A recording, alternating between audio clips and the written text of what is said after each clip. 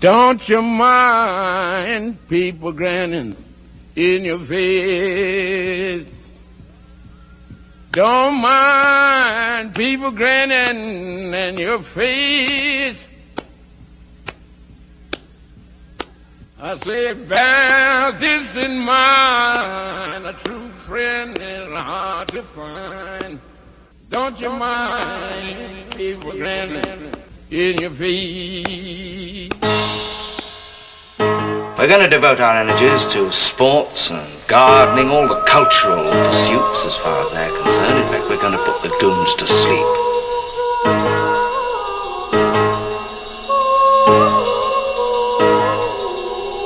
Meanwhile, we dig.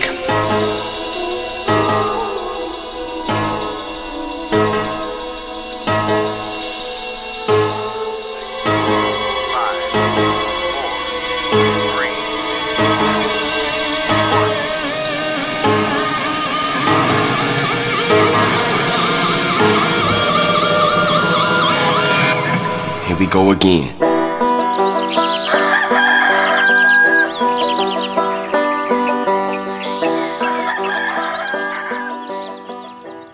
Greetings and welcome to the Anadrome. This is Byrne Power coming to you from Tbilisi, Georgia.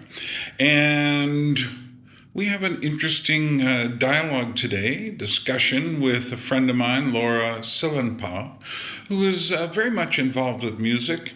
And we're here to discuss AI song creation, which is fantastic and frightening all at once. And we're going to talk about many different aspects of this. So I think you're going to find it amazing. And if you like this, subscribe to the channel, please. It's still a new channel. I do have another one, the Anadromist, which I recommend, as well as some other channels. But subscribe, like, all the usual stuff. And here we go with Laura from Wisconsin. I am here with Laura from Wisconsin. Hey! And Laura and I have been having musical conversations for a while on the Anadromist channel, which you can go see some of those over there if you find what we're saying interesting. And but one of the things that struck me as I watched this video, which you saw a bit of at the beginning of this video, by RoomieOfficial, who's a Swedish guy, friend of PewDiePie, but also really in with a lot of the Swedish music producers. And he does production stuff himself sometimes, although he's been doing, his YouTube channel is pretty big. And I notice whenever I watch him, he'll do these videos comparing music from the past to music from the present. And he's super into the production side of things, knows absolutely everything, and is friends with people like Max Martin and Shellback and these people who are these mega producers, you know, the children of ABBA, you know. And but what's interesting is that he did this video on what's going on with AI song generation is crazy. Just listen to this. Carolina child, you've been walking out for miles. Put your head down on my shoulder, Carolina. Let me drive you for a while. I mean, that's very good. That's very emotional. That was 100% generated by AI from nothing. No instruments, no singer, nothing. And I watched that and I said, oh, this is scary. This is weird. This is a total game changer now. Suno is currently more a fun way to create an original birthday song for your friend rather than a fully blown robot musician. However, I don't think this is going to last for long, this stage. Again, this is moving super fast, and it's hard to imagine a future where this type of model doesn't generate really good, indistinguishable AI-based song. What was your impression of that video?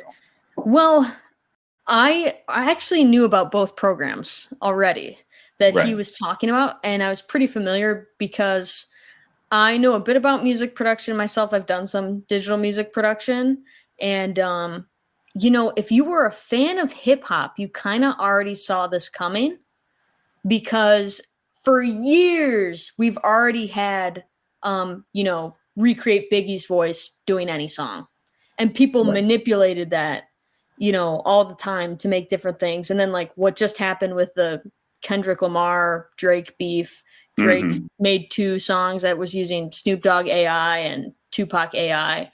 And so none of it was surprising, I would say, to me, but I definitely, it was so interesting to listen to those creating these tools, acting as if this is totally going to be great for music and great for musicians. And trust me, guys, we're not trying to kill the art.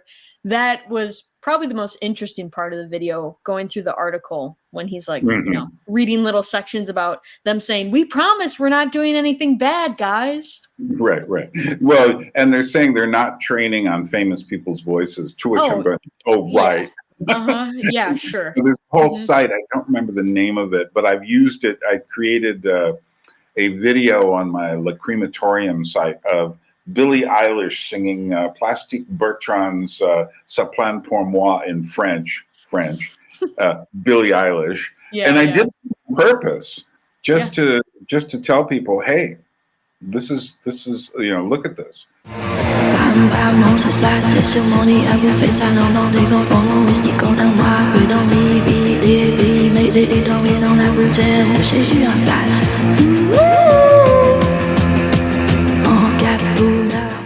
Interestingly enough, that's gotten several thousand views over there because we have this weird fascination with this stuff. And yeah, we like to play a little too much. We do. So one of the things I was thinking is actually this is, in a sense, the logical progression of a whole series of events, starting with, I mean, you can go back into time and just the whole idea of record production, coming into being. And then the advances in record production, particularly during the Beatles era, what George Martin was doing, and then how that infiltrated everything. But then you got to a music like disco, which it was much more about the record producer than it was about the artist, although there was still an artist. But if you think about Donna Summer's I Feel Love,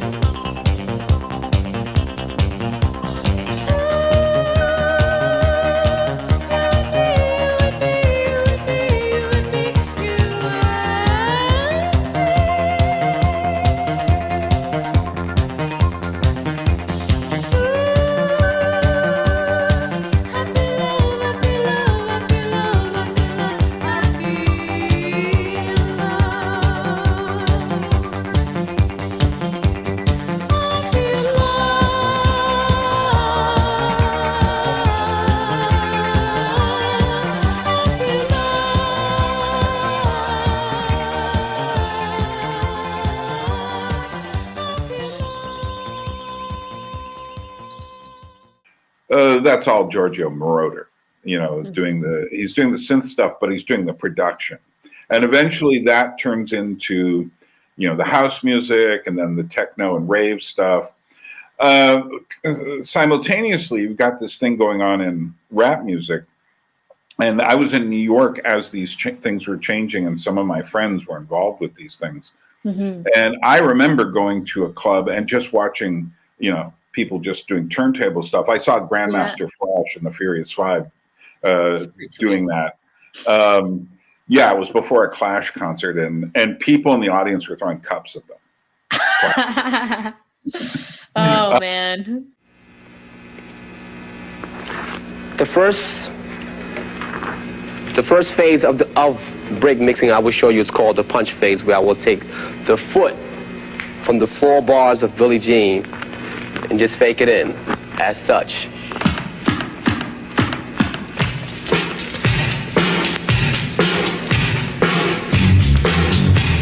at this moment, I will proceed to warm up till I get things going.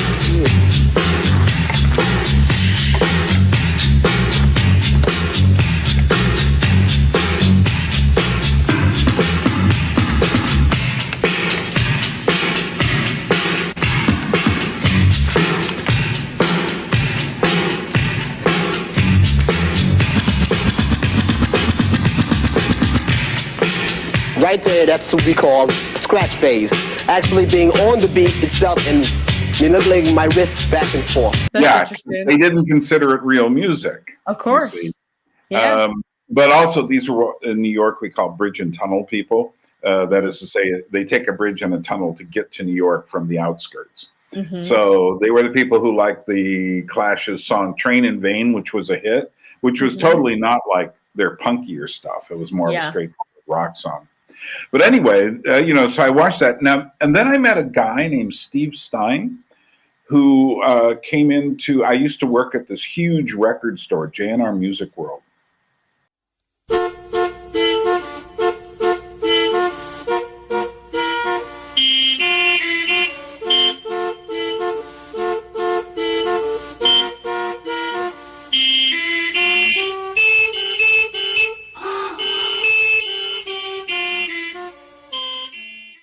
And I was in charge of buying lots of records there. So I would order all this stuff, thousands of records, literally. That's how big this store was. And I didn't order the rock stuff or the disco stuff or the classical or jazz, but almost everything else.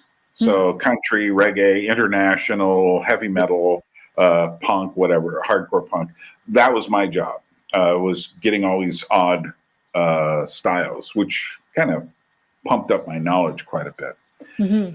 But one day this guy Stein comes in. Now, one of the things I had been doing at the time, and I just went back to Alaska and got the original material of these. I was making tape collages out of stuff.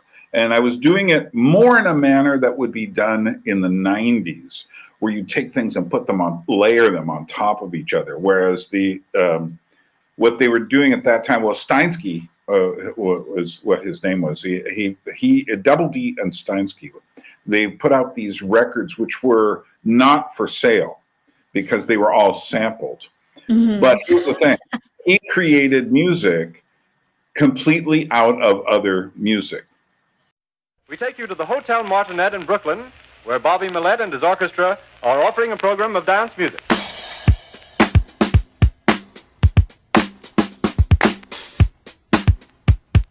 Lesson 2. I'd like to know, are you really ready for some super dynamite soul?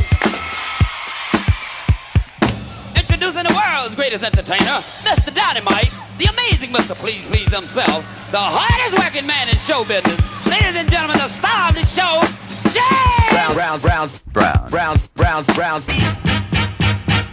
Get up, get on up.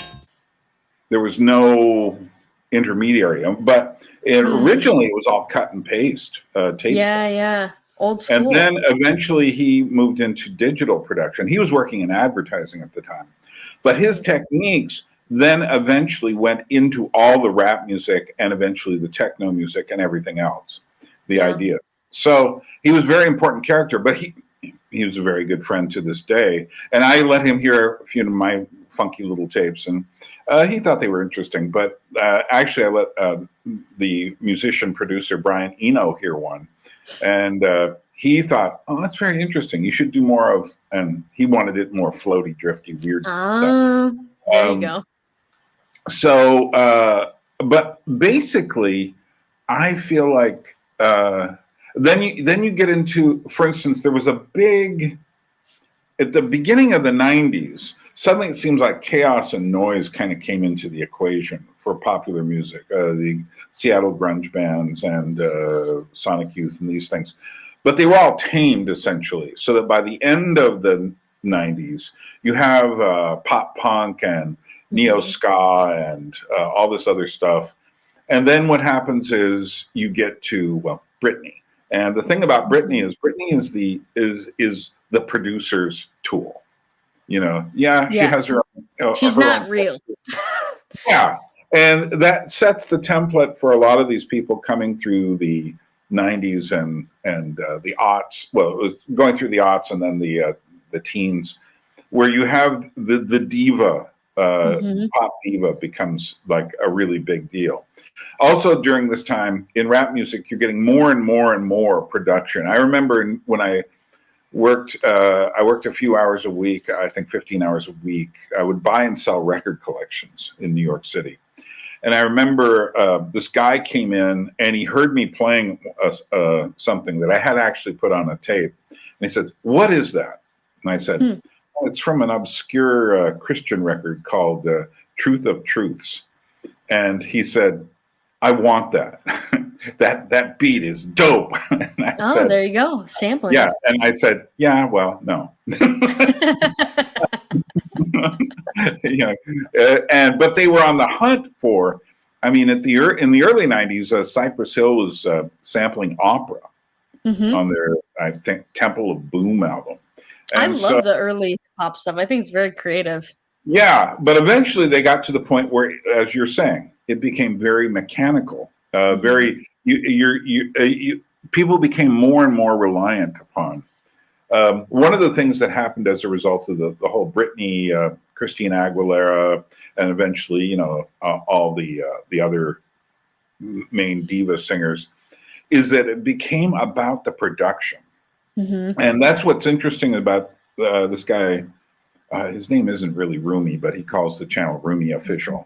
The thing about his whole aesthetic, I often find it interesting to listen to, because he hears things absolutely differently than I do.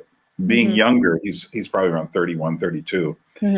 For him, production is everything. The music is secondary. Yeah, I actually hate his music. I'm familiar with him and I've watched him for years, but cannot stand his music. Right. Because it's overproduced, but he loves that. He loves that crazy pop sound. Well, what I realize is that his tastes, though, represent so many people's tastes. Definitely true. And it is that, and he's always talking about there's the 808 and there's this and there's that. It's every little piece, and it's like where it is in the mix and everything like that. And I guess I'm like, some buried relic from Tuscany or something, that you pull it out and it's just like, it's just a statue, And it's like, to me, music is a very different creature. And the more you put on it, the less like music it gets, which is where we are now. That is to say that there is a reason why I think AI is going to take over. Well, before I get into that, what's your feeling about what's going to happen? I mean, if you want to skip to the chase and miss the meat of the conversation, I think this ends in live performance. Absolutely. Because the people who care about music are going to want live performers who can actually play the instrument. Right. I agree.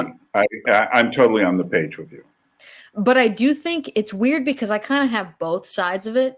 Kind of, growing up listening to a lot of electronic digitally produced music. I think it's changed because the tools have changed. And they're treating this AI thing like it is a new tool, which it will be. But the thin line of tool and replacement is definitely where Roomie's teetering throughout that whole video about is this really a tool? I mean, people are going to use it as a tool. They are right now.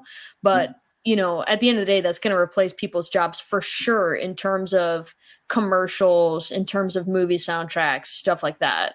Totally. Because no one cares about the art aspect anymore. It's just about content. It's like the same thing with the internet. We keep using these terms content creator and I don't know, just posting shit all the time instead of taking the time to make the art. Right. So I think radio play will absolutely be consumed by this thing. But I don't know. I see how it could be used in a cool way, because there has been, throughout my young adult life, I've seen the obsession of glitch pop and hyper pop and these super computerized songs that are very meticulous, Right. how someone, figured it out. It's almost like there's a programmer writing the song as opposed to a musician. Hey, you little piss baby, you think you're so fucking cool, huh? You think you're so fucking tough? You talk a lot of big game for someone with such a small truck. Oh, look at those arms. Your arms look so fucking cute. Everybody has a MIDI keyboard. Nobody can play the piano. Right.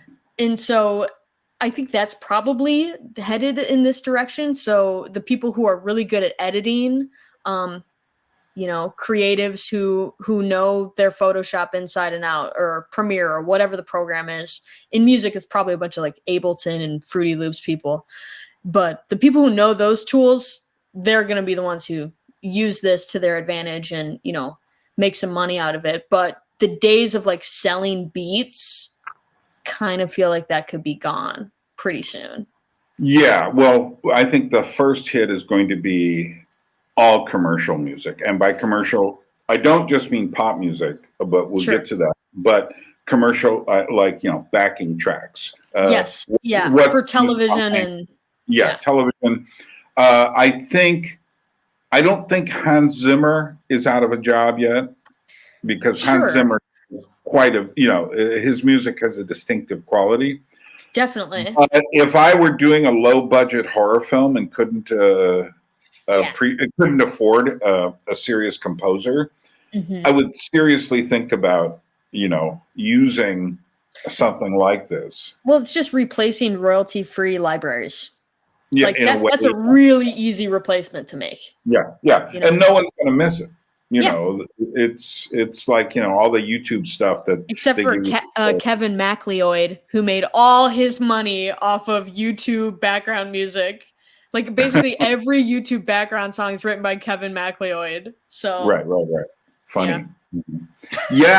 But then you see, the thing about Roomie though is that it's his style of music they're coming for.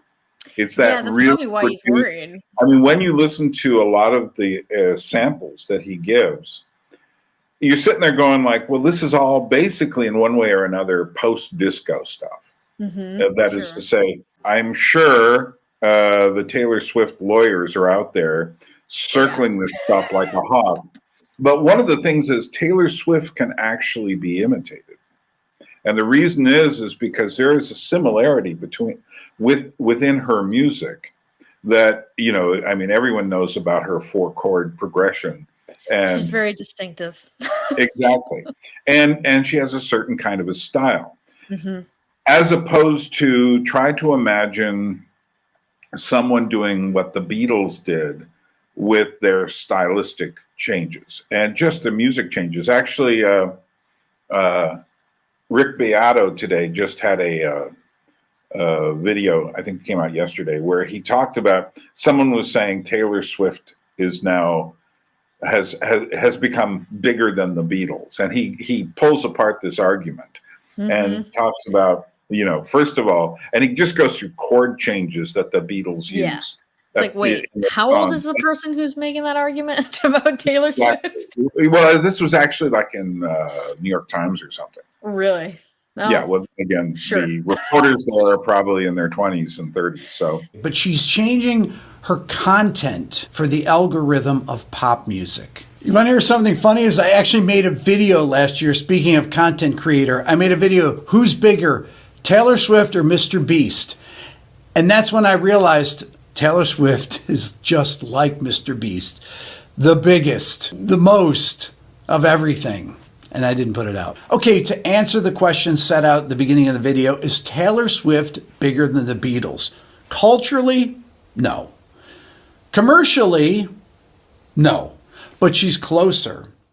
The thing is that it would be much harder to, you could make imitation Beatles songs, but it's okay to leave your dog in a hot car. There's a Beatles song. It's okay to leave your dog in a hot car. It's really good.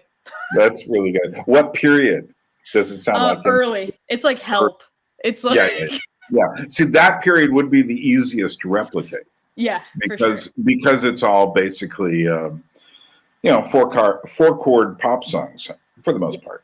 and it isn't until they start really mutating that it becomes more difficult to do that. But not that people won't, because you just put in, make it sound a bit like Strawberry Fields meets Here Comes the Sun or something. And, but maybe, but I think when I look at the way people consume music now, and whether it's just background in a store, just kind of endless dance music in a club, just kind of like, I have friends who just listen to video game soundtracks. Sure. Yeah, younger friends, because it's mood music. You're not really paying attention to what it is, Well, it depends on how you listen or who you are. Some people can't turn it off. Right. But it's exactly those kinds of music that will be the most susceptible to AI. Yeah, unfortunately.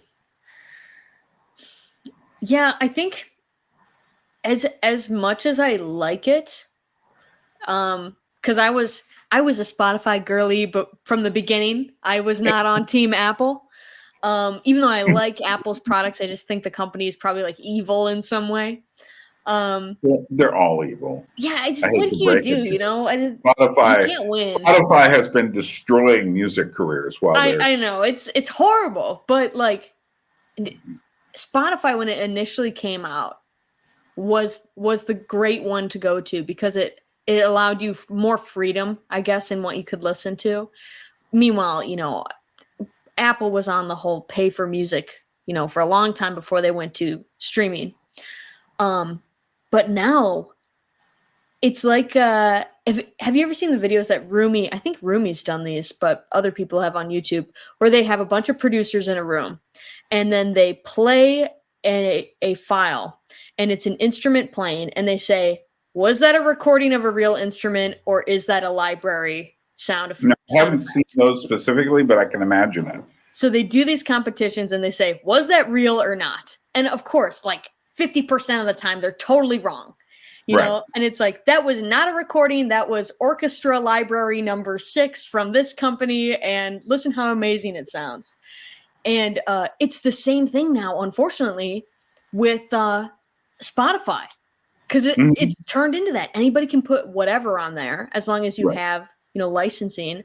And so there's totally a ton of stuff on there that's just fake music. It's not even real music. And how would you know?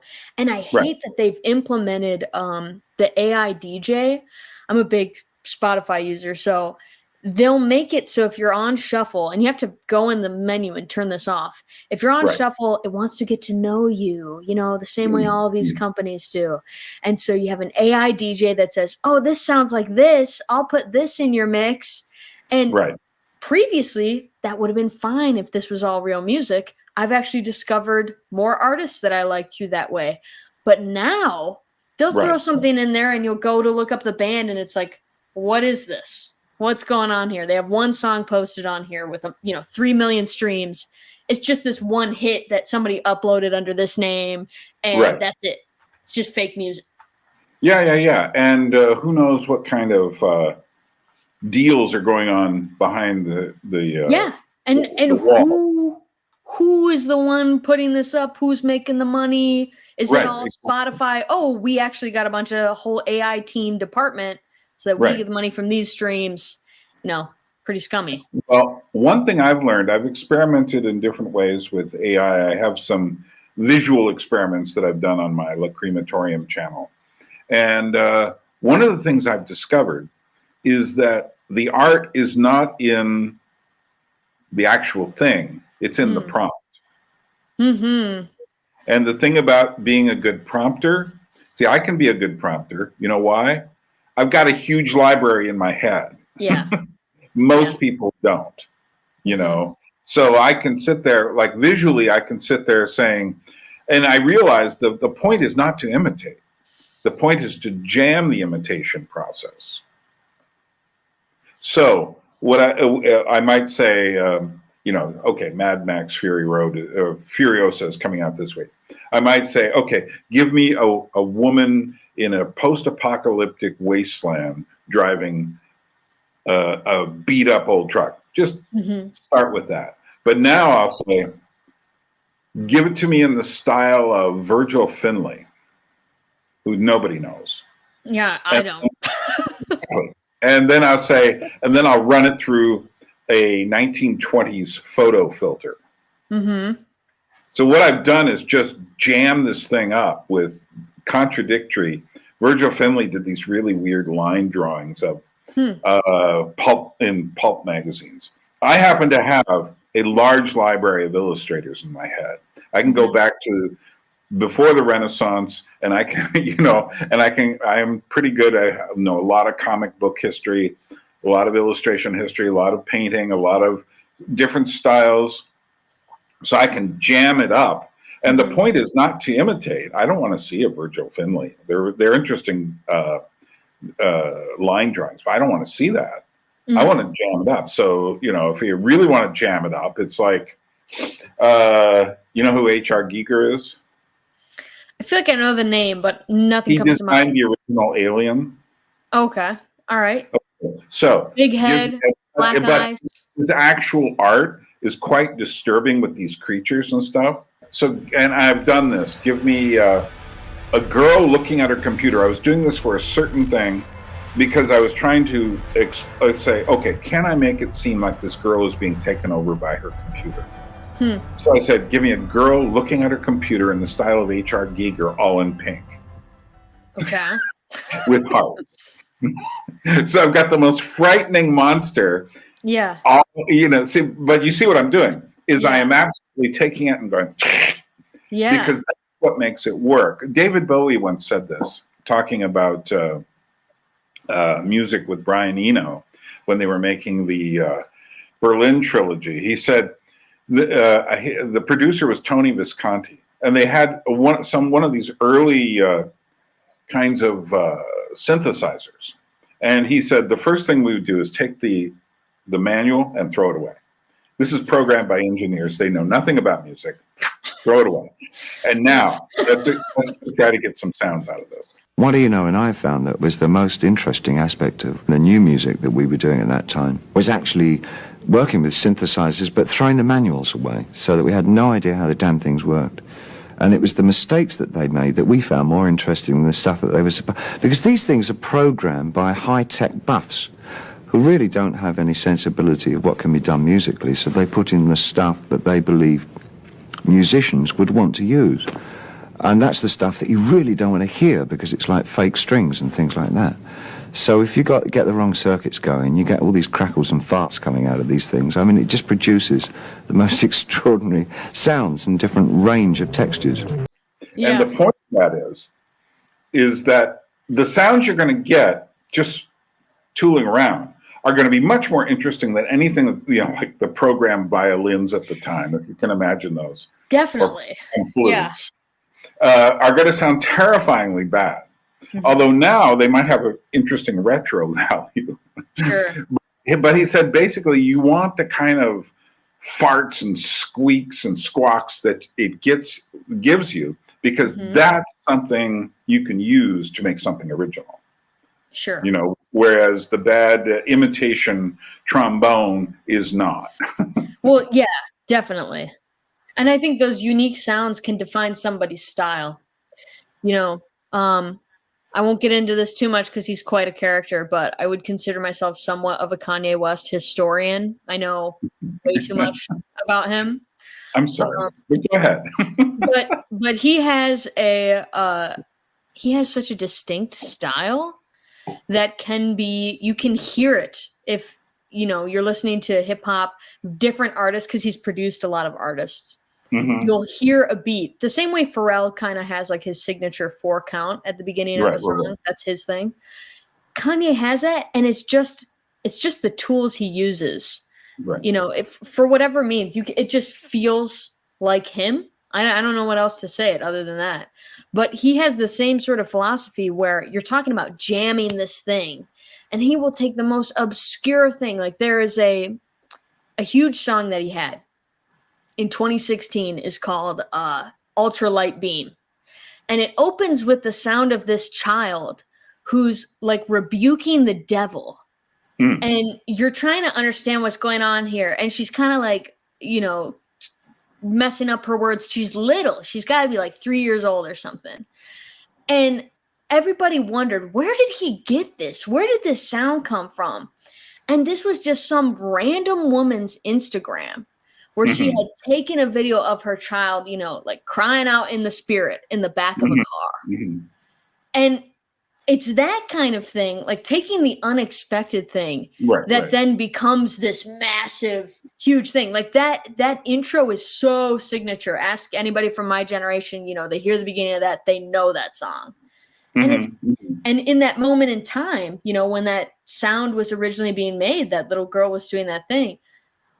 I mean, it existed in like a different space. You take this thing and you just completely, I don't know. I guess you steal it. Yeah. In the Roomie video, did you hear that one choral piece that was used? Yes. And I know you work with choirs, so what did you think of that? It's never been more than it is right now. It was so over, so over, but now it's so. I will say, so this is funny. Actually, I wrote a note down when it came to that part. The choir was too perfect. That's a problem. The choir can't be too perfect. And when I was in one of my big choirs in high school, our director made a point to say, you know, because people would there's tensions always amongst students. You're singing this part wrong and blah, blah, blah, whatever. And he would say, no, there's a purpose sometimes to having the quirks, to having not everybody there all at once, but then it comes together later in the song. Or maybe we went a little flat on that line, but it sounded real. It sounded human to us. And this is the choir thing in terms of AI, same way as the tempo thing, which I think we've probably talked about before. The way that tempo in electronic music is so steady, you know, it's 120 beats, it's perfect. That's not the way that music actually works. That choir, it sounds unnatural. It sounds like a sample of a choir that's been chopped up. If you're familiar with real choir recordings, but if you're not, then people get you, you know. An auto-tune choir. Oh yeah, absolutely. I mean, a choir actually probably sounds better when they're not in pitch. Like the whole point is that they're not in pitch. Right. You know? Well, there's some great recordings of sacred harp music from Alabama that I think these were done in the 1960s. And there is one woman singing among all the beautiful harmonies, but there's one woman singing these really high notes, but she hasn't got a beautiful soprano voice. She's just got this funky hillbilly voice. And it's like, you know, and it sticks out like a sore thumb. Yeah, but I've got an awful Sacred Heart record, like an actual LP. It's horrible. I mean, in terms of how the people are singing, like what we would want them to sound like. But they're doing their thing, you know? Yeah, well, one of the big issues, one of the things that came before the AI issue was the auto-tune issue. And, you know, the fact that, again, Roomie did this whole thing where he went back and looked at singers from the past who have all these wobbles in their voice. He uses the phrase they're a bit pitchy, you know, because oh my gosh, and Roomie can't sing like that. Come on, Roomie. Yeah. Well, the thing is, though, it is the imperfections that come along with the music. And I think one of the things we talked about before is before phonograph records, orchestras and they didn't have the kind of calibrated pitch or rhythm that we now know. They became they had to become more and more perfect to match recordings. And they had, and just like the rhythm, one of the first ways in which music was commercialized was, you know, phonograph records became really big in the 1920s. And so a lot of jazz was there. But if you listen to Louis Armstrong or Sidney Bechet and all these early jazz people, and their rhythm, it's kind of got this loping rhythm that's not super precise. But then you come to swing music in the 1930s. And this is the first time where you really start to get this mechanical. I look at swing as the proto-disco. Really? You know, in the sense that it's got this much more harder, stronger, but just simple, like maniacal beat. And then it's the riffs are kind of chopped up more so that they're you can hear them, you know, da da da do do do da da da. And it was Artie Shaw, who was one of the great band leaders of the swing era, who walked away from music because he says he was already complaining about losing its soul at that time. And what came almost immediately after that era was the really slow, sweet, big band music, which we would call easy listening, which was a variation on, there's a whole series of these styles. So easy listening is an early one, but then you get to new age music. Now you just have, synthesizer swells going on in the just back. Pads in the background. Yeah, a video game or something. It's just like sustained. Yeah. 10-hour-long YouTube videos of just like someone holding a chord. Yeah, exactly. Well, it's some of the soundtracks for video games are really like the easy listening music of Gen Z. Yeah, that's fair. Yeah, it's just well, do you know about lo-fi beats to chill and study to, Byrne? Tell me, I'm missing a section so of lo-fi is like a chill hip hop beat, and there's a ongoing channel. Not so lo-fi, but go ahead. yeah. Well, people don't know what lo-fi means anyway. So there's these live streams on YouTube. This really started with this one, and it's like a GIF, so a moving little cartoon image of this girl like doing her homework at a desk, and it just says lo-fi beats to chill, study, and relax to, and it just runs all day long, and it's just various chill. It's almost like smooth jazz for our generation or something. Yeah, and people just turn it on in the background and like do their homework. Bed jazz for the Gen Z. But the interesting thing is, bed jazz used to mean the jazz, smooth jazz, commercial jazz you'd use for sex. Now it means the stuff you use when you're just kind of like, you don't. it's just for like random. Yeah, it's just hanging out. Like friends come over, you're like, let me turn this on our YouTube TV. Exactly. You know, it's so funny. In my town here, I literally have taken a walk at night and seen that that live stream. It's usually like a 10-hour thing, or sometimes just it keeps going on someone's TV in their living room through their window.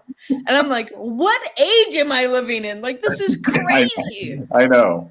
Well, let's discuss what are some of the pieces in that video that stuck out to you? There was definitely, there was the gospel voice one. What was she singing? So she was let's singing discuss that one. That's the one. I'll play a little of it right here. Here they have a few more vocal styles. Soaring gospel. There is a house way down in New Orleans. That's generated from nothing. The rising sun, and it's been the ruin of many a poor boy. That's a sick voice. If I didn't know that was AI, I'd just be like, oh, that's a sick singer. And so that is this Aretha Franklin-esque gospel voice singing House of the Rising Sun. Yeah, that was it. And the thing about that struck me about that is, if I just heard that, I would have no idea. Yeah. And because especially given the style of the music. It has to do too with like the tail ends of the words. So Apple just released they just released an update to their program Logic Pro, which is their digital audio workspace, so music making program. And they just released a new AI feature, haha. where you can drop any song in there and it will split it into stems, meaning like the different parts of music. So like drums, bass, and singer, guitar. And I did one as an experiment because I thought, oh, this is really interesting. I dropped this random like Creed song into this program and I had it split out, the drums, bass, lead guitar, and the singer. And interestingly enough, so this was like a real recording, right? So it splits into 4 different tracks. You listen to just the vocal, but I was amazed because even on the vocal, it still had the reverb effect. So it still had the tail end of the piece, the way someone would end the word, even though there were artifacts here and there. The AI of that gospel singer was on par with this real recorded track that I used AI to just get the vocal from. Exactly. And that was created out of thin air. We know it's not really out of thin air. No. Well, but, again, I know that was shocking. In there somewhere. Yeah. You know, I know that Tina Turner and Whitney Houston and Mariah Carey and all these people have been sampled. Well, and she even had kind of the modern gospel singer thing a little bit too. I mean, I listen to some modern gospel music as well. And the way the vocal was produced, because it didn't have the old sound, the old recording sound. It sounded more modern. So it reminded me kind of like Kiara Sheard, who's a daughter of one of the Clark sisters. She just did this great recent recording of How Great Thou Art. And it reminded me a lot of her voice. Just like the tail ends. That's what's shocking about it. You know, the only thing that's missing, I guess, is the breath. Because the breath is something that it can't get right now. No, it doesn't quite understand breath. Yeah. That what it means within the context. But it will. I think it will. And that's the thing is that right now, if we'll say 5 of those songs that he played were just kind of on in a store when you're there, you'd never know. Like that, they're the one country song that a lemon is not the same as a lime or whatever it was. That sounded like just some kind of bro country, And oh, and the one that I think we're talking about the same one, the one where he said, I didn't know that, you're just telling me now for the first time. That song, the reason why that one was generated, just as a tidbit, an inside joke, Roomie didn't say anything about this. It's based upon the Trump video where he's being told that RBG died. And he says, I didn't know that, you're telling me now for the first time. That's like an ongoing meme in the internet. And so someone was like, make a country song of Trump's quote, I didn't know that, you're telling me now for the first time. So that's where that came from. Have you seen that video? That's like a real moment. Art, or is that just comedy? Or it's not really funny in the context of the song. It would only be funny if you knew where it was coming from, and I didn't, so I just took it as... Another friend showed me this song, which is very cool, that's been going kind of viral. Wow, I didn't know that. And there's some pretty funny parts to this. I can only offer you my guarantee. What you mean a lemon ain't the same as a lime, and work don't begin at 9:30. Well, I didn't know that. You're telling me now for the first time. What time? I mean, that's good. I mean, it's so crazy. Come on. That's unbelievable. And that video is funny because he's like walking up to Air Force One and the reporter calls out his name and he goes up to her and he says, I'm sorry, pardon me. And she says, Ruth Bader Ginsburg just died. And he goes, oh, I'm sorry. I didn't know that. You're telling me now just for the first time. And Elton John's Tiny Dancer is playing in the background the whole time, almost as loud as his speech. And they air it too. So, it's just the cultural moments we keep seeing are like scenes of a movie. I don't know. Yeah. Any other pieces in that strike you in any specific way? I'm trying to recall other ones because I went, unfortunately, after I watched it, I went and listened to some. So I don't remember which ones are in the video and which ones aren't. Well, there was a lot of stuff there that had this just dance rhythms or funk rhythms or something like that. Sure. He did. That seems fairly easy to do, you know. Yeah. None of that I'm not surprised by, you know. Yeah, back in the 70s, there's a song called Fly, Robin, Fly by the, what is it? No, I can't remember the group. I want to say Silver Convention, but it wasn't them. No, Rock the Boat. That's it. Oh, There's a song called Rock the Boat, and it goes, rock the boat, don't drop, tip the boat over. Rock Oh, the boat. yeah, okay. And the rumor at that time was that the whole song was conceived through a computer. Oh. As someone put in what are the most popular words in that have been used. So I'd like to know where you got the notion. Said I'd like to know where you got the notion. Rock the boat, don't rock the boat, baby. Rock the boat, don't tip the boat over. Rock the boat, don't rock the boat, baby. Rock the boat.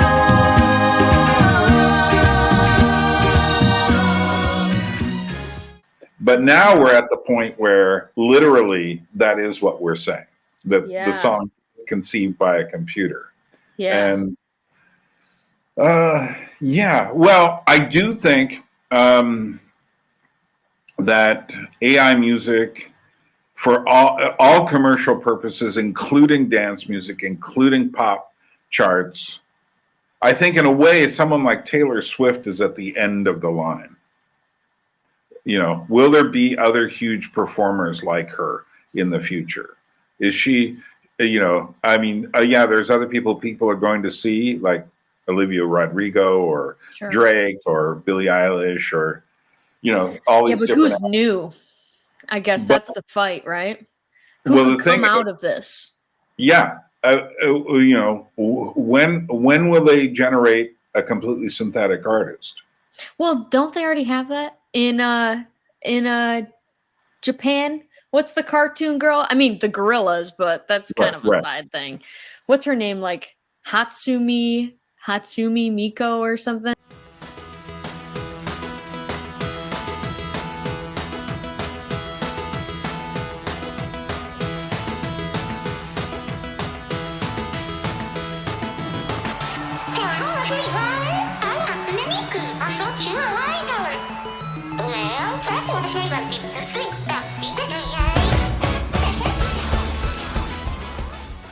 Right. They have something that's just a character. Is always further along. Anything related to robotics. You know, and she goes on tour apparently. You know, it's like they load up the holograms or whatever. You know, it's just a bunch of tech guys rolling in for every show. What's funny is if you go back to the late '80s, there was a group called Milli Vanilli. Okay. And the image on the cover was these two guys, African American, long dreads, but really stylish guys. Yeah. And they would go around touring, and they had a band and everything. And then one day, the recording quit in the middle of the performance, and everyone realized that they were complete fakes. Absolutely. These guys didn't do any of the music. Yeah. But now, today, that is, you know, how many performers sing with backing tracks, and you know, it's very strange. So this is kind of where it's funny because this like slightly relates to my job, though I won't get into it too much. But that's a field we are really involved in, like live music, big show production, and it is interesting because there's a lot of fail safes in place, right, for those big level shows like Super Bowl. You know, there's a lot of fail safes in place in case things go down. But if they do go down and the fail safes don't save them, show's over. Yeah. That's why I think, I mean, at the end of the day, I don't think it can end in arena shows. I don't think it can end in arena shows unless the crowd is singing. Right. Well, here's the thing. Well, yeah. Well, that's the thing about Taylor Swift. She is so good at getting people, like I saw a video a few days ago of her singing some recent stuff. It was a short clips video of her recent concert tours in Sweden.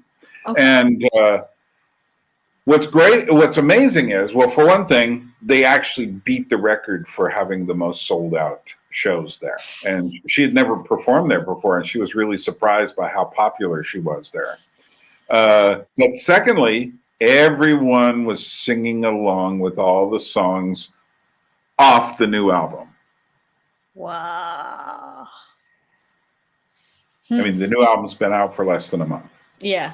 So baby, you gotta fake it till you make it. And I did it. Lights, camera, bitch, smile. And stilettos for miles. He said he loved me all time. That time was quite short. Breaking down, I hit the floor. All the pieces of me shattered as the crowd was chanting more. I was grinning like I'm winning. I was hitting my bars. 'Cause I can do it with a broken heart.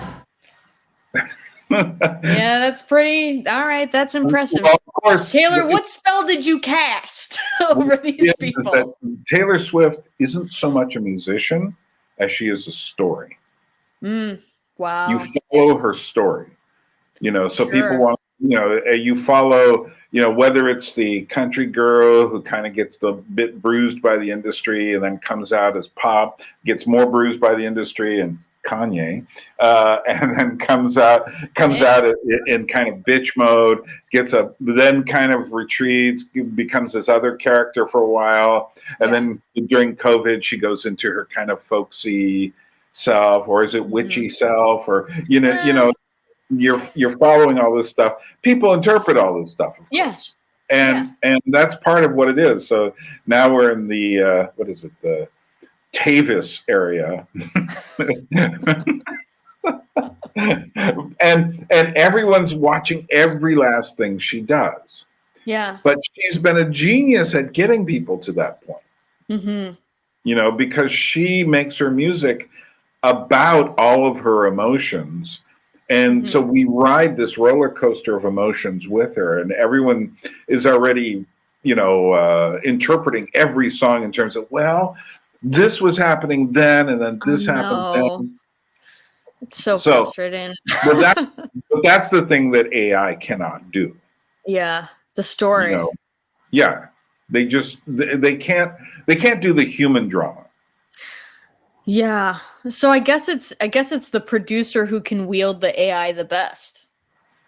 Right. Who will win out. Because that's already kind of who won out in the record industry. A 13-year-old girl somewhere out there right now who's got a really good voice and a really good musical sense. And she wants to become some sort of musical star. And she moves towards the industry. Yeah. What is going to be the world she moves into? See, we don't know. It's not going to resemble the world, say, that Taylor Swift moved into. Yeah. I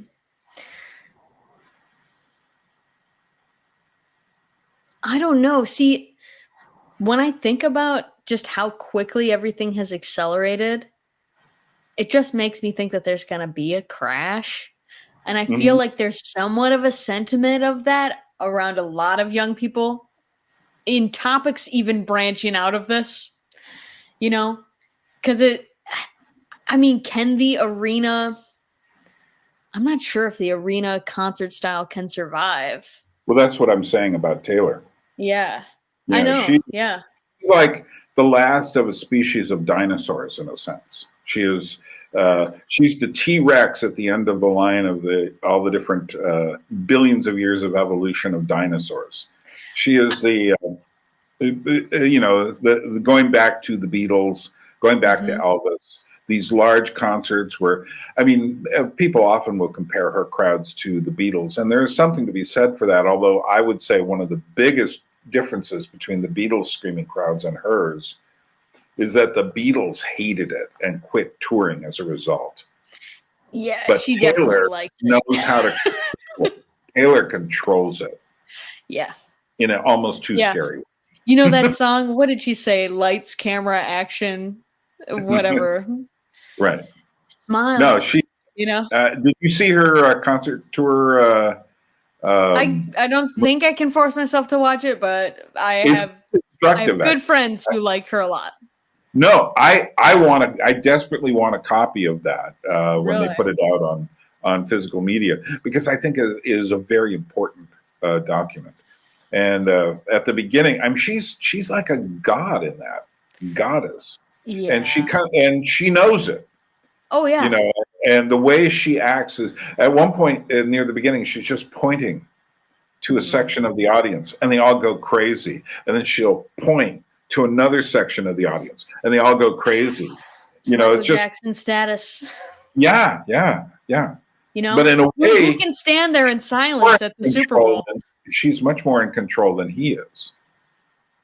He was subject to forces beyond his control within himself as well, where she comes off as much more self-possessed. Sure. You know, and my prediction, this has nothing to do with the AI discussion. That's okay. But my prediction is 10, 15 years from now, she'll be running for president. Yeah, I can see it. You know, because, hell, we had Ronald Reagan was an actor. Donald Trump was a who knows what. And, you know, he was kind of reality. They often say reality star Donald Trump, like he never did anything in real estate. Yeah. But here's the question, and you mentioned this a while ago, and this will be a good place to kind of wrap our whole discussion up on. Okay. Live music. And by live, you know, have you ever been walking down the street? This happens to me here in Georgia sometimes, and it's a moment I always stop for. And you hear music like a piano or people singing in a room coming out of a window. And there's something about it, and it doesn't take you 5 seconds to realize these are actual human beings making it, not a recording. Yeah. You know, to me, the question is, what is music? And for instance, we know that, you know, if you take the notes on a piano and you hit that major C, and it has all these overtones in it. Now, the problem is in digital production, it doesn't know what to do with all those overtones. It gives us an approximation, but it's not the same thing. You can tell instantly when you're in the room with a piano versus when you're listening to a recording of a piano. We don't know how we know, but we know. Presence. It's the presence, but it's the overtones as well. Sure. Let's just say it is the fact that for whatever reason, one of the interesting things is we recognize this relationship with notes. Yeah. So that we recognize a third and a fifth and a ninth and whatnot. We recognize this. To our knowledge, no other animal recognizes it the way we do. Birds are throwing away notes all the time, but they're not sitting there going, you're a little flat on that tweet, you know? Yeah. And, you know, and dogs hear evidently very well. And yet at the same time, when you're watching your dog as you're playing any kind of music, they don't react. Although there is some anecdotal, and I've tested this myself when I was younger, playing a guitar or a musical instrument around cows, it will attract them. Yeah. They don't know what to do. Horns. Exactly. But they don't know what to do with it. They're not sitting there tapping feet or something. But I think animals can hear that sort of thing, but they don't respond to it as we do in any sort of way. They don't start thinking about dancing. They don't start thinking about stuff. I mean, you can train a dog to do that. You can train animals to respond, to imitate a certain kind of movement, but that's all they're doing. So, but we respond to the different elements of music in a certain way. So, interestingly enough, there have been these books coming out about, there was the one that came out a few years back, This Is Your Brain on Music. And it's all this scientific stuff about, you know, what different rhythms will do to you, why we hear this and do this. In a way, what I look at those books as doing is giving a blueprint for people who are like these producers who know that if we do X, we can manipulate people through music. And you do have to do some manipulation. I think sometimes, you know, I guess when you're making a film, right, and you're building the soundscape for this film to set up the scene, you are intentionally manipulating the audience to feel something. Mm-hmm. You know, you're setting up the drones in the horror film that lay low in the bottom. Sure. You know, and music is the same thing. I think my question in the AI thing is it all comes down to where does the music live? That's the thing I've been asking. Because the electronic music can only live in the speaker or the headphone, right? It can't live. Which is a tiny speaker. Yeah. Yeah, exactly. Same thing. I'm translating for our younger audience. Well, I don't listen to speakers. I just listen to my and a speaker, guys, is actually just a backwards microphone. Just, you know, pro tip. Yeah, it's a big. Yeah. But acoustic music, it lives in the voice and in the room. It's like, is the music in the room with us right now? You know, like that's what it is. And so this is really funny because I just mentioned briefly before we got on recording that I went to the Symbolic World Summit. But my one critique of that event was that I wish the music was acoustic. Right. Because that actually bonds people together. That whole thing of like soccer chants. Let me show you something. Go for it. Just watch me. Okay. The room is a bit of a optical illusion. It's much longer than it looks. So if I go back here, but it's not that big a room, right? Oh, okay. So just, okay. So I'm showing you the size of the room so that you get an idea. It's not a tiny room, but it's not a big room either. Sure. Anybody singing music should be able to fill this room with their voice or the sound of the instrument. I have been in folk clubs in New York City that had rooms this size and amplification on acoustic instruments and voice. And part of it is I think it's almost like an addiction. It's a kind of a thing where we say we need this. I mean, at the same point, I've been in clubs in New York City where they're playing rock music, and the amplification equipment there could easily be used at like a baseball stadium. Literally, yeah. At the same volume. Yeah. Oh my gosh. And you say, what is it? This thing that it does to us that it's like. I mean, it's the same. You've been in churches where someone's speaking through a microphone in a church where everyone should be able to hear this person. You know, this is so funny. I can tell I just hit a sore point. Well, my brother, I wasn't at my the church I grew up at for Easter this year. I was with some other family, and my brother told me that essentially our pastor jump scared everyone by saying Christ is risen, because he was wearing his mic and all the lights are off and we start in the dark and then light it up. And so everyone in their seats jumped when he, you know, yelled through the mic, Christ is risen in the morning on Easter. Yeah. Because he doesn't need the mic that it's super reverberant. Like the whole room just echoes you back, you know? Right. So, yeah. And we've forgotten the idea of acoustics almost. That, you know, some rooms really don't need amplification. This is why I'm such a fan of the organ, because the organ is not the voice, but yet it is the voice, because each little pipe is a voice.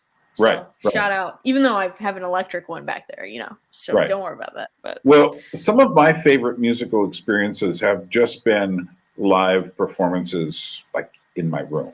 You know, I remember I invited a friend of mine, Deke Dickerson, along with another guy, Barons Whitfield, to come up to Alaska to play for everyone. And of course, they did a normal concert with amplification and everything.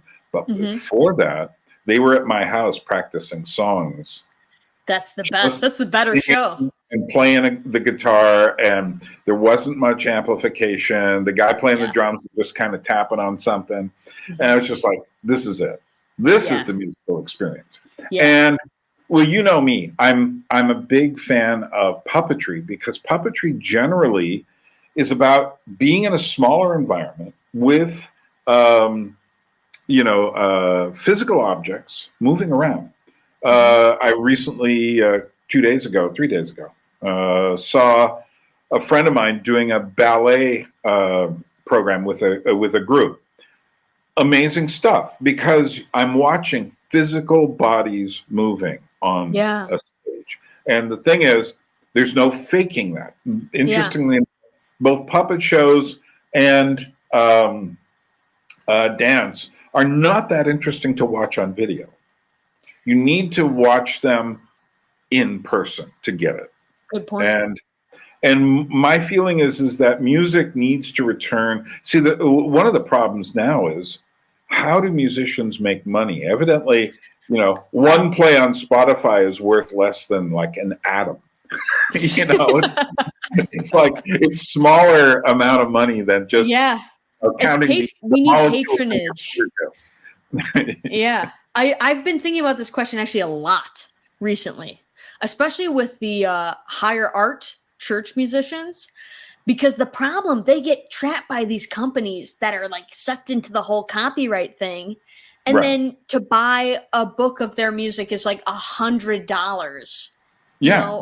When part of me is like, music should be free, like the sheet music. Well, then how is this person going to get any money? And the answer is they won't, unless they sell the books, because we're trapped in this whole like copyright, mess.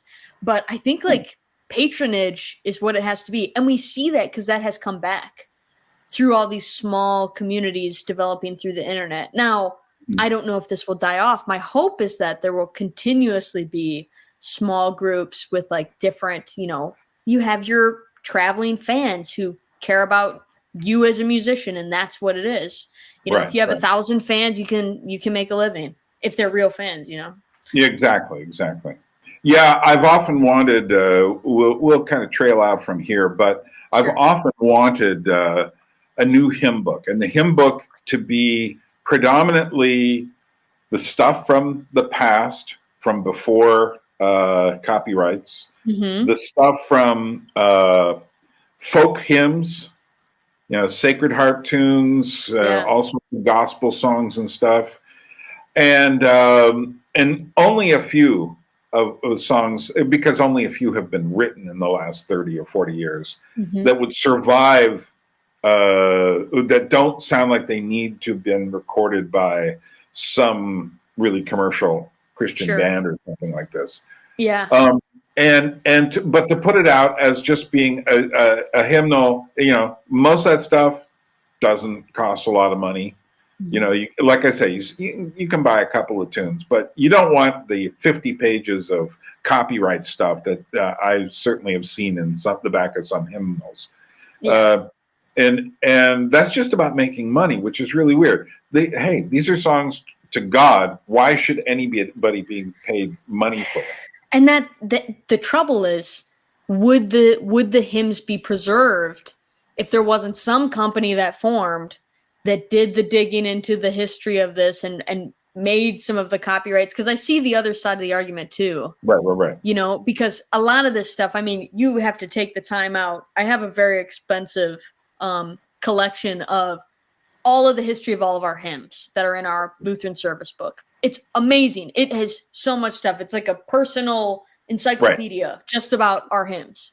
Cool. It took so much work to make. Yeah. And, people had to go into study and history, visit different libraries to make sure they were citing things correctly. So I understand those people need to get paid somehow, you know? Exactly. And I don't know who's just donating. I don't know who's, we don't seem to have that. Who shouldn't be getting paid? Who shouldn't be getting paid are the people who are just simply taking an old hymn, making a new adding a few notes, and just making money off of it.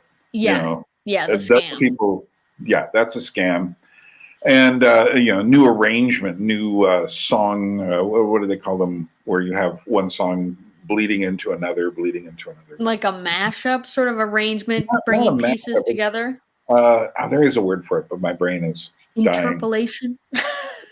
Yeah. Sequence. That's the word. Oh, there you go. And but it seems to me, and I think if we move forward, this is one of the reasons why I'm putting a lot of money on puppetry in the future, is because but also things like dance, live things, real things. Yeah.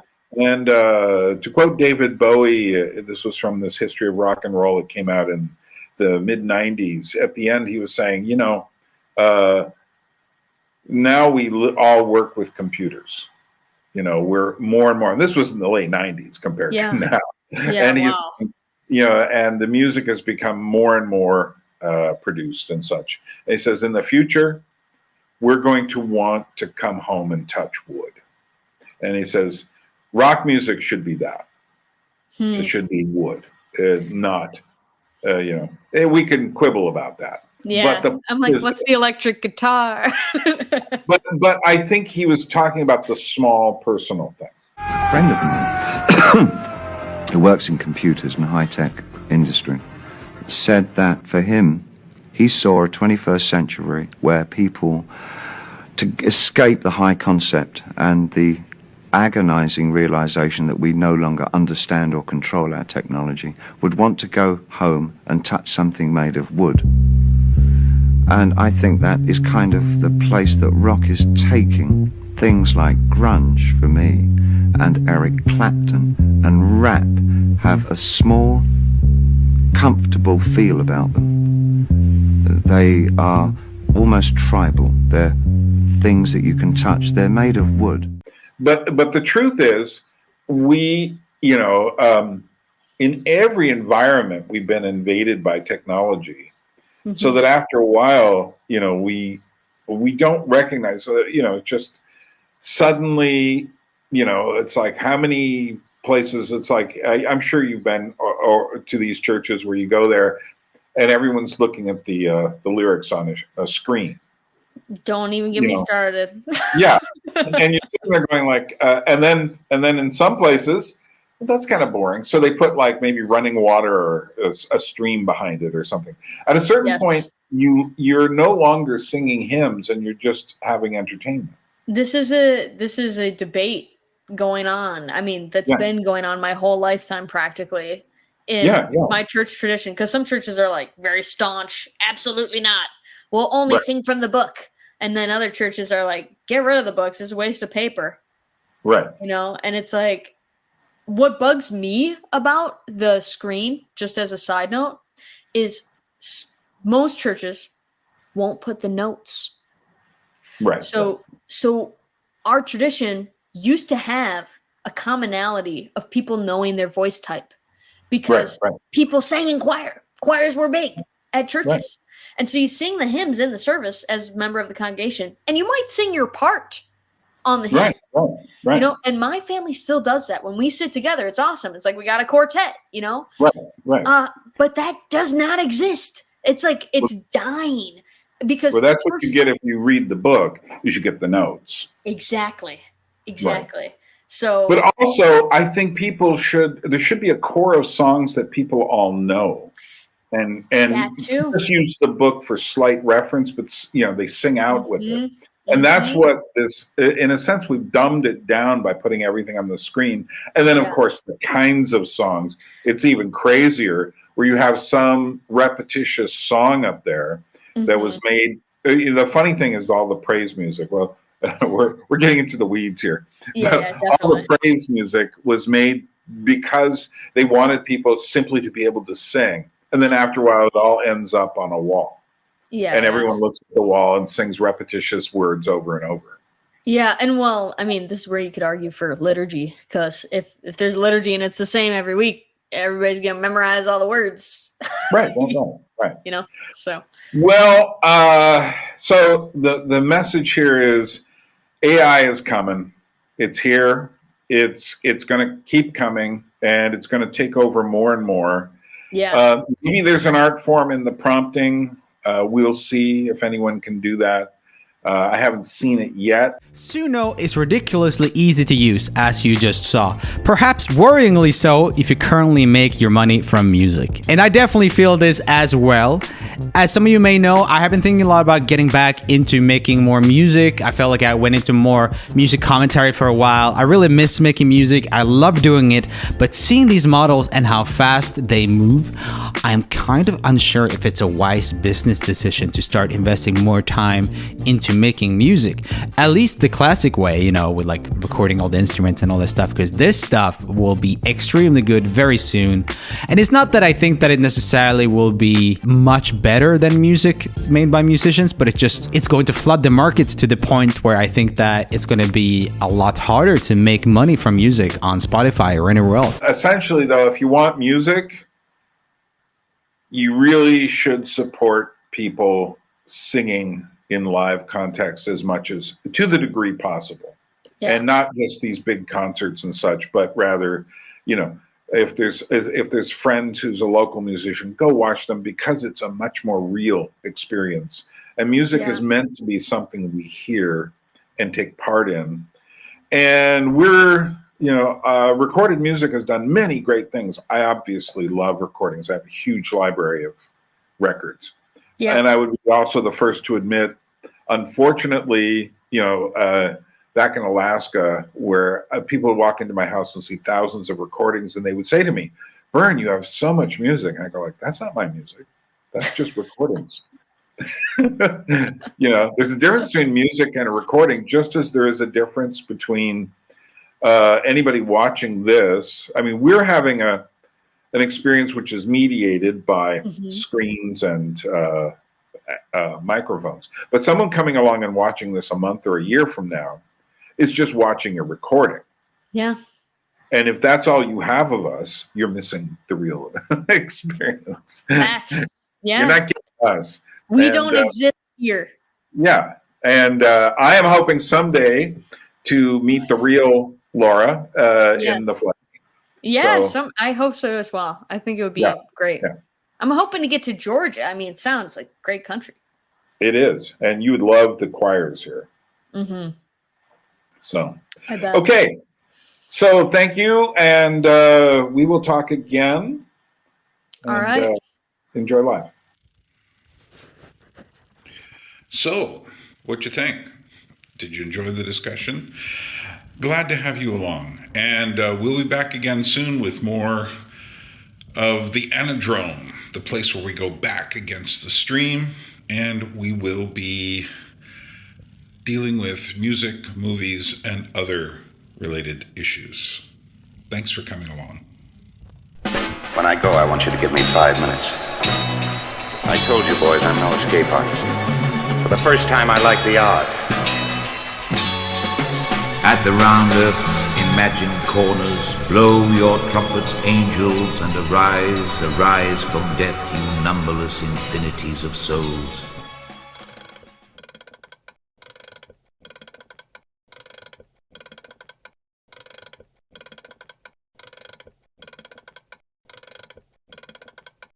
In a fleeting heartbeat of time, humanity's own creation sparked a nuclear inferno, turning our vibrant Earth into a solemn testament of our own folly. The world as we knew, it was engulfed in nuclear fire, marking the end of an era. The sole survivor clung to a vision, a blueprint for forging a new future from the ashes of the old. As the dust settles on a world forever changed, a new generation of beings emerges. After 4 billion years of relentless evolution, Earth finally witnessed the dawn of its first cyborg society, a fusion of advanced AI entities and bionic humanoids, a landmark in the saga of life's progression.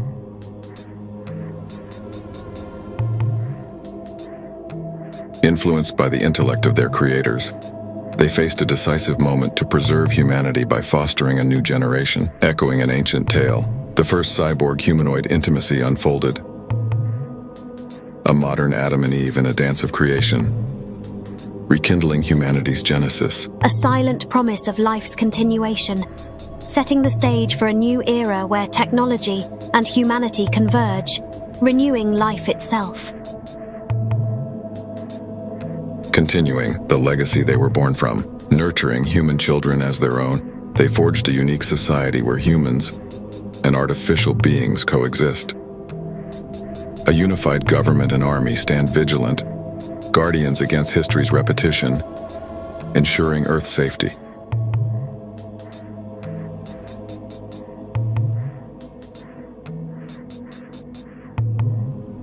Humans learn to live in harmony, transcending barriers of race and gender, embodying a future of peace and equality.